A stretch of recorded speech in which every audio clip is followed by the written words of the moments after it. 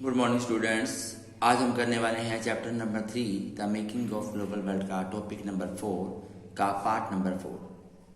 ये जो है हमारा आज का लास्ट टॉपिक है। इसके बाद जो हमारा चैप्टर है वो वाइंड अप हो जाएगा, तो उसके बाद हम नेक्स्ट चैप्टर शुरू करेंगे। लेकिन इससे पहले हम जो फोर्थ पॉइंट का टॉपिक का फोर्थ पॉइंट है उसके बारे में डिस्कस कर लेते हैं। तो बात यहाँ पे चल रही थी कि किस प्रकार से जो ग्लोबलाइजेशन हो रहा था और ब्रिटेन वुड्स जो था सिस्टम चल रहा था। अब यहाँ पे हम बात करेंगे कि the end of Bretton Woods and beginning the globalisation, कि जो ब्रिटेन वुड्स का एंड कैसे हुआ और उसके बाद जो है ग्लोबलाइजेशन कैसे फैली। ठीक है, तो यहाँ से शुरू करते हैं। From 1916 onwards USA finance and the competitive centre was the getting weak. हुआ क्या कि 1960 ऑनवर्ड की बात कर रहा हूँ मैं। यूएसए के अंदर उसकी जो पावर थी, यूएसए की जो फाइनेंस सिस्टम के अंदर जो उसकी पावर थी, जो फाइनेंस कंपनियां थी, उनकी जो पावर थी वो धीरे धीरे समाप्त होती जा रही थी, कमज़ोर होती जा रही थी। उसका रीज़न था rising cost of overseas involvement, क्योंकि जो यूएसए था उसने अपना काफ़ी पैसा इन्वॉल्व कर रखा था ओवरसीज दूसरी कंट्री के साथ, जिसके कारण उसके पास जो फाइनेंस था वो बहुत कम था, पैसा बहुत कम था और उसकी जो आर्थिक स्थिति थी वो खराब होती जा रही थी। उसके साथ साथ क्या हुआ कि डॉलर को नॉट बी मेंटेन, डॉलर का कोई प्राइस फिक्स किया ही नहीं गया। कोई मतलब डॉलर की तरफ ध्यान नहीं दिया कि डॉलर कितने रुपए का होगा, कितनी रुपीज़ का, वो 65 का, 60 का, 70 का, कोई ध्यान नहीं दिया गया। और उसके ऊपर एक और चीज़ कहते हैं कि it's the value of the relation to gold $35 पर आउंस गोल्ड। बस गोल्ड के ऊपर उसकी जो एक वैल्यू फिक्स कर दी गई $35 पर आउंस। ठीक है, और जो डॉलर था वो बिल्कुल फिक्स नहीं था। That is system of fix exchange, इसको बोलते हैं फिक्स एक्सचेंज सिस्टम बोलते हैं। लेकिन अब क्या हुआ, अब ये फिक्स एक्सचेंज जो सिस्टम था ना ये खत्म होने जा रहा था, ये खत्म हो चुका था, क्योंकि rate collapse and new system of the floating exchange rate emerge. अब क्या हो गया था, जो रेट जो थे ना वो फिक्स तो होते नहीं थे, इसलिए उनको सारे के सारे जो रेट थे वो कोलैप्स होते जा रहे थे। कोई उनको लेता, कोई नहीं लेता। अब उनको डॉलर आज इतने का पड़ रहा है, कल उतने का पड़ रहा है, लेकिन डॉलर को फिक्स तो किया जाए कम से कम। लेकिन ये सिस्टम नहीं होने के कारण ये जो फिक्स एक्सचेंज सिस्टम था ये खत्म हो गया। अब क्या हो गया, फ्लोटिंग एक्सचेंज रेट। अब क्या हो गया, जो आज का जो दौर में चल रहा है वो सिस्टम ना देंगे। आज का क्या होता है, एक एग्जांपल देता हूँ मैं आपको, कि जो डॉलर का जो हिसाब होता है ना वो फिक्स किया जाता है कि 35 रुपीज़ का है या 60 रुपीज़ का है या 65 रुपये का है। तो उसमें क्या होता है कि जब डॉलर जो होता है ना, जो करेंसी होती है, वो इकोनॉमिक को देख के उसका जो रेट है ना घटा दिया जाता है और बढ़ा देते थे। के बाद एक दो रुपये बढ़ा दिया जाता है। जैसे कि अगर इकोनॉमिक कंडीशन अच्छी है तो डॉलर फिक्स रहेगा, अगर इकोनॉमिक से डाउन हो गई है तो जो रेट है वो भी थोड़ा डाउन कर दिया जाएगा, मतलब एक फिक्स कर दिया जाएगा अभी कितना होगा। ये नहीं कि आज कुछ हो रहा है कल कुछ और होगा। इसके बाद क्या हुआ कि बहुत बुरी घटना हुई, जिसके कारण जो ग्लोबलाइजेशन तो हुआ ही जो, लेकिन फाइनेंस सिस्टम का बेड़ा गर्क हो गया। वो कैसे, यहाँ देखिए मैं यहाँ पे बात कर रहा हूँ मिड 1970 की, 1970 के बीच की बात करते हैं। International finance system change the many ways. जो अंतर्राष्ट्रीय स्तर पर जो फाइनेंस सिस्टम था उन्होंने अपना एक नए तरीके अपनाने शुरू कर दिए, नए सिस्टम चलाना शुरू कर दिया। कैसे?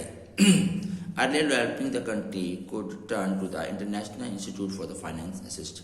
जो पहले डेवलपिंग कंट्री थी वो उनको असिस्ट कौन करता था, फाइनेंशियल असिस्टेंट थे, मतलब वो जो उनको फाइनेंस कंपनियां थी उनको फाइनेंस करती थी। लेकिन अब क्या हुआ, अब फाइनेंस कंपनियों ने डेवलपिंग कंट्री को असिस्ट करना शुरू कर दिया। किसके लिए? Now they were forced to borrow from the Western commercial bank and the private leading institution. उन्होंने लोगों को ये कहना शुरू कर दिया कि आगे से जो भी उनको फाइनेंस किया जाएगा, जो भी उनसे जो उनको सहूलतें चाहिए वो किससे ले, प्राइवेट बैंक से ले। जो वेस्टर्न के अंदर जो प्राइवेट बैंक शुरू किए गए थे उनसे उनको वो सारी सहूलतें मिलेंगी। Lead to the product beat cries. अब यहाँ पे क्या हो गया, जिसके कारण जो था ना बहुत बड़े नुकसान होने शुरू हो गए, बहुत ज़्यादा मतलब लॉस होना शुरू हो गया। वो क्या था, lower income, poverty and the unemployment and in developing world. जिस डेवलपिंग वर्ल्ड के अंदर सब कुछ सही चल रहा था, अब वहाँ पे क्या होना शुरू हो गया, इनकम बहुत ज़्यादा घट गई, पॉवर्टी बहुत ज़्यादा आ गई, अनएम्प्लॉयमेंट फैल गई पूरे वर्ल्ड के अंदर जो डेवलपिंग कंट्री थी वहाँ पे। Many African and Latin America suffering from the such crisis. इस तरह की घटनाओं से सबसे ज़्यादा जो जूझने वाली जो कंट्रीज थी उनमें से हम 2-3 नाम यहाँ पे बताते हैं। वैसे बहुत सारी कंपनियाँ थी, बहुत सारी कंट्रियाँ थी सॉरी, उसमें से अमेरिकन और अफ्रीकन जो कंट्रियाँ थी ये बहुत ज़्यादा मतलब इस चीज़ को झेल रही थी बेचारी। और यही नहीं, चाइना जो था उसने भी अपना एक नया ही मतलब एक मोड़ ले लिया था ग्लोबलाइजेशन में। वो क्या था देखते हैं। China had been cut off from the world economic. China ने अपने आप को कट ऑफ कर दिया था वर्ल्ड इकोनॉमिक के साथ, अंतर्राष्ट्रीय पे आपको किसी के साथ व्यापार नहीं करता था। उसका रीजन क्या था? Since it's revolution in 1949। उसने 1949 के रेवोल्यूशन के बाद अपने आप को अंतर्राष्ट्रीय स्तर से जो लोग थे उनसे अलग कर लिया था। अब चाइना ने क्या किया? China come back is strong economic. China इसके बाद 1949 के बाद जब चाइना ने सबके साथ अलग कर लिया था ना अपने आप को, तो उभर कर सामने आया। उसने अपना कम बैक किया, बहुत स्ट्रांगली कम बैक किया। कैसे? Reason a new economic policy and the low wages. उन्होंने नई इकोनॉमिक पॉलिसी चलाई और लो वेजेस रखा। ठीक है। Collapse of the solvent union and many eastern European countries. Sovereign union था जो, इसमें क्या हुआ था, ईस्टर्न यूरोप में जितनी भी कंट्रियाँ थी वो सारी कोलैप्स हो चुकी थी। क्यों हो गई थी? क्योंकि मैनी कंट्रीज बिकम इंडिपेंडेंस। क्योंकि बहुत सारी कंट्री जो कोलैप्स होगी और जो कंट्रियाँ बची थी उन्होंने अपने आप को ही क्या कर लिया था? सॉल्वेंट यूनियन से अलग कर लिया था, क्योंकि वो अपने आप में इंडिपेंडेंस हो गई थी, आज़ाद हो गई थी। And come in to flood of the world economic. और क्या हो गया था? वर्ल्ड इकोनॉमिक का फ्लड आ गया था अपने आप में। मतलब सारी कंपनियाँ अपने आप को इंडिपेंडेंट करके क्या हो गया था? अपने आप को इंडिपेंडेंट कर चुकी थी, एस्टैब्लिश कर चुकी थी। Wages were quite low and the country lakhs.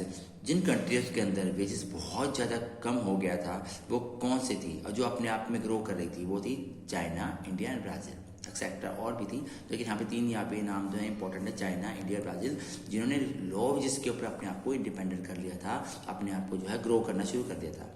अब हम यहाँ पे बात करेंगे MNC की, मल्टीनेशनल कंपनीज जो थी। मल्टीनेशनल कंपनी को क्या चाहिए होता है? अपना फ़ायदा चाहिए होता है। वो देखते हैं कि उनका फ़ायदा किस चीज़ में, उनको रुपये किस चीज़ में ज़्यादा बच रहे हैं। तो उन्होंने क्या किया? Prefer the destination low wages country. उनकी जो लक्ष्य था उन्होंने प्रेफर किया किस कंट्रीज को? जहाँ पे लो वेजेस था। पहले वो क्या करती थी?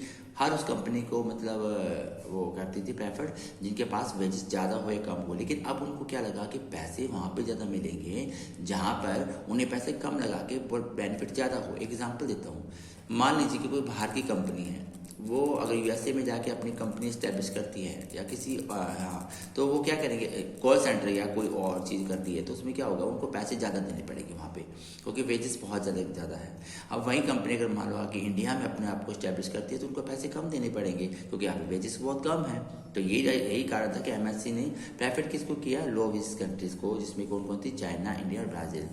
इन लास्ट 2 डेकेड्स, मतलब 20 साल के दौरान की बात कर रहे हैं, लास्ट 20 साल में क्या हुआ? Many third world countries have grow at rapid pace.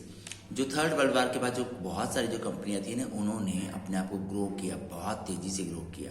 Example वो कौन सी थी? इंडिया, चाइना और ब्राज़ील। इन्होंने अपने आप को बहुत तेज़ी से ग्रो किया। किसके बाद? थर्ड वर्ल्ड कंट्रीज के रूप में देखा जाए तो उन्होंने अपने आप को मतलब एस्टैब्लिश करना शुरू कर दिया, अपने आप को ग्रो करना शुरू कर दिया। MNC globalise the world. और MNC ने ही क्या किया था? मल्टीनेशनल कंपनियों ने ही क्या किया था? वर्ल्ड के अंदर जो था ग्लोबलाइजेशन जो था वो फैलाया था। कैसे? वो अपना फ़ायदा देखते थे। फॉर एग्जाम्पल वेस्ट USA और ईस्ट इंडिया। सबसे पहले उन्होंने अपने आप को वेस्ट के अंदर एस्टैब्लिश किया, कि उन्होंने देखा कि वेस्ट के अंदर हमारा ग्लोबलाइजेशन होना बहुत ज़रूरी है। लेकिन जब उनको लगा कि वेस्ट के प्राइसेस ज़्यादा हैं और लो वेजेस कहाँ पे? इंडिया। तो उन्होंने वेस्ट से कहाँ पे कट ऑफ, वेस्ट से टर्न ऑन कहाँ पे कर दिया? यहाँ पे करना शुरू कर दिया, इंडिया के अंदर। इस प्रकार से जो था MNC ने क्या कर दिया था? ग्लोबलाइजेशन जो था फैलाना शुरू कर दिया था। इसी के साथ जो हमारा चैप्टर नंबर 3 है वो यहाँ पे ख़त्म होता है। इस जो टॉपिक 4 मैंने आपको कराया, इसका पार्ट 4 कराया, इसे बड़े ध्यान से देखिएगा और बड़े समझ के साथ आपने जो मैंने क्वेश्चन आपको दिए हैं उसके आंसर देने हैं।